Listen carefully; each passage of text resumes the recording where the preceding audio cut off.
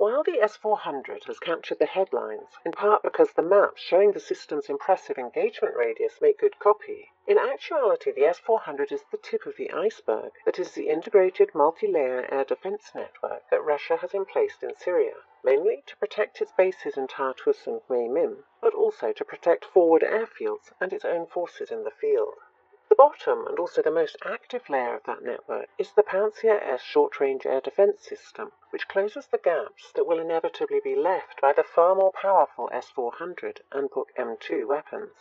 The complex relief of Syria, and of course the Earth's curvature, mean that the main effect of the long-range weapons is to force enemy aircraft to very low altitudes in order to stay out of the S-400 kill zones, and to rely on GPS-guided standoff munitions, such as JAS and JDAM and SDB, possibly using toss bombing techniques to extend the range of the gliding bombs. While the S-400 can shoot down cruise missiles and even gliding bombs, it is gross overkill to use its powerful and also relatively scarce missiles against such puny targets. Instead, this is the mission for which the Pantsir-S was designed from the outset. Since each individual Pantsir-S vehicle carries 12 57E6 radio command guided 20-kilometer range missiles and two 30mm 2A38 cannon with 700 rounds per gun and a rate of fire of 2,500 shots per minute, it closes the low altitude gaps of the S-400 and generates sufficient short-range missile and gun firepower to shoot down incoming missiles and munitions, thus allowing the S-400 to keep enemy manned aircraft at bay. It is indeed a measure of the S-400's effectiveness that kept it from having to fire a single missile in anger in Syria.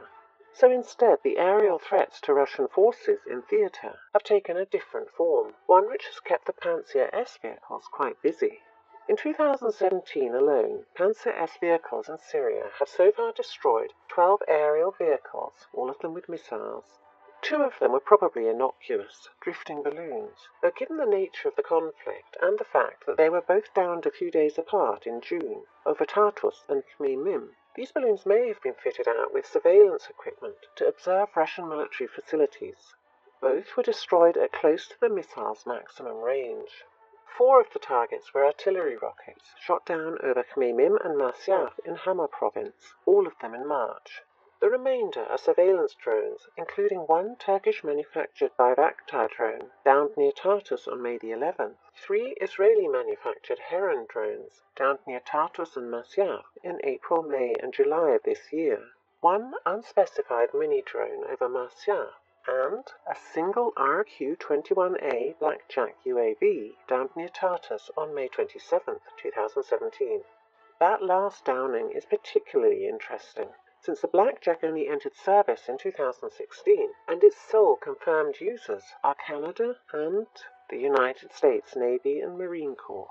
They are known to have been deployed by the USMC to Iraq in 2016, but can also be operated from naval vessels. Its 16-hour endurance presumably allows it to have been possibly launched from the British airbase in Cyprus. These incidents indicate that there are still many parties unhappy with the course the war in Syria has taken, which leaves open the possibility of a serious escalation. They also show that the Russian air defenders are keeping their eyes and ears open, ready to bring down any violators of Syrian airspace. As the proliferation of drones is only likely to increase in coming years, the Tula-based KBT is already working on an improved version of the Pantsir, designated the Pantsir-SM, incorporating the experience gathered during its service in Syria. The improvements include a micro-missile, specifically designed to defeat enemy drones, with 4 such weapons being carried within an individual 57E6 missile tube, thus reducing engagement cost and increasing the volume of fire against the drone swarms of the future.